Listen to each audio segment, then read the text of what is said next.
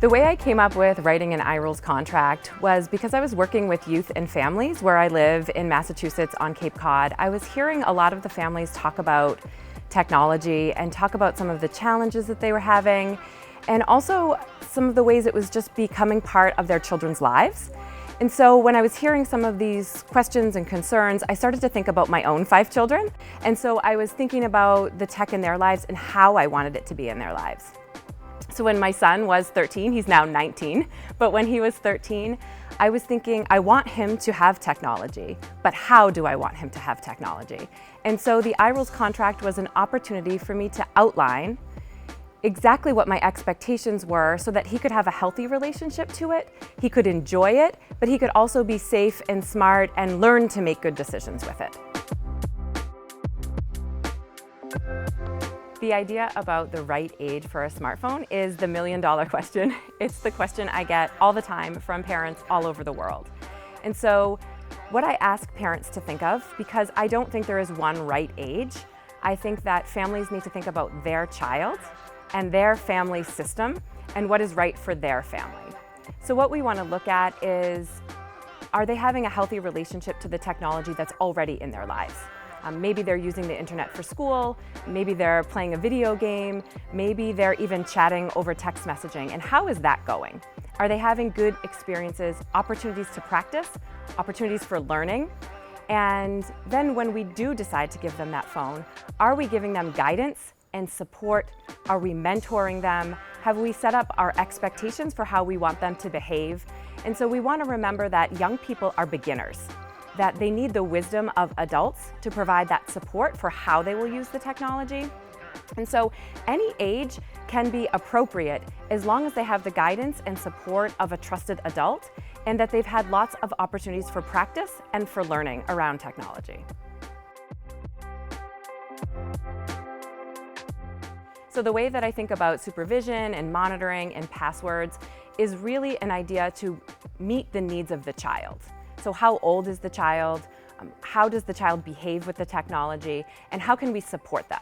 And so when I have that sense of how it's being used, then I want to say, do you need anything? Can I help you? How can I support you? What do you need? Who are you chatting with? What did you see today?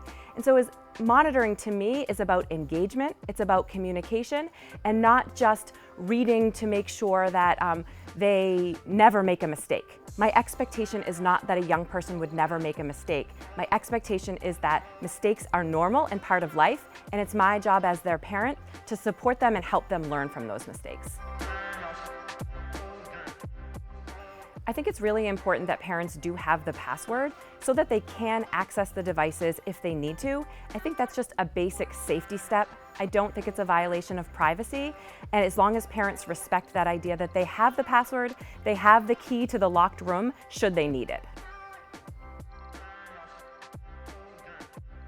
We're very familiar with talking about what happens on the street if somebody approaches you, or what happens if someone says something to you unkind in the classroom. We teach our kids how to handle that. We need to be teaching in the same way about how they go online.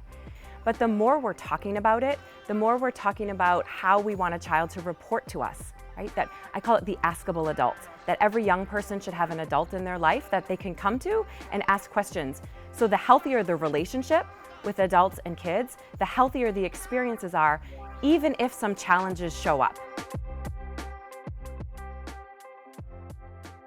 One of the most common questions I get is about Silicon Valley and the parenting choices that tech icons make.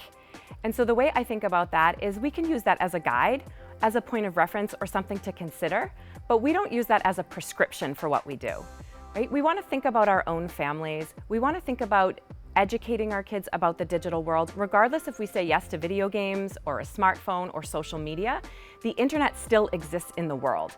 So even if we say no, it might be at school, at a friend's house, at the library, on a bus.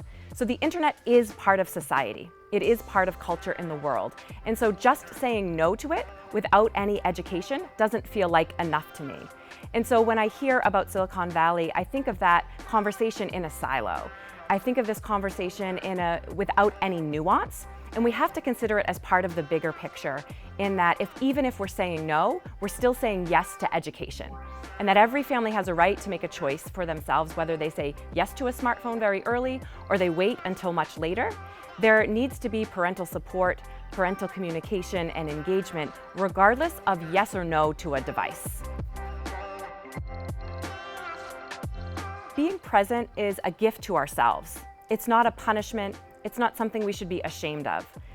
So thinking about where we might want to integrate some screen-free time for ourselves, because our devices can be distracting. They can take up a lot of our attention, and we might not even notice that we have the habit of picking up our phone a lot. Or if we're waiting, that we're saying, oh, this is uncomfortable to wait, or it's uncomfortable to have a conversation with somebody new, so I want to turn to my phone to be that comfort. So some of it is just saying, I'm just going to sit right now. Sometimes we have to take a few breaths to get to that experience because it can be uncomfortable to break a habit, but also that life is happening very fast. Our kids are growing up, our children are doing beautiful things, craving our attention, loving being together with us. And so we want to be present for those experiences without coming from a place of shame, but really coming from a place of meaning and purpose and connection. And when we value those things, when we value being present to listen to our child about what they experienced during school, or to listen to our partner about what their day was like away from home, that's saying, I care enough about you to create this space for you.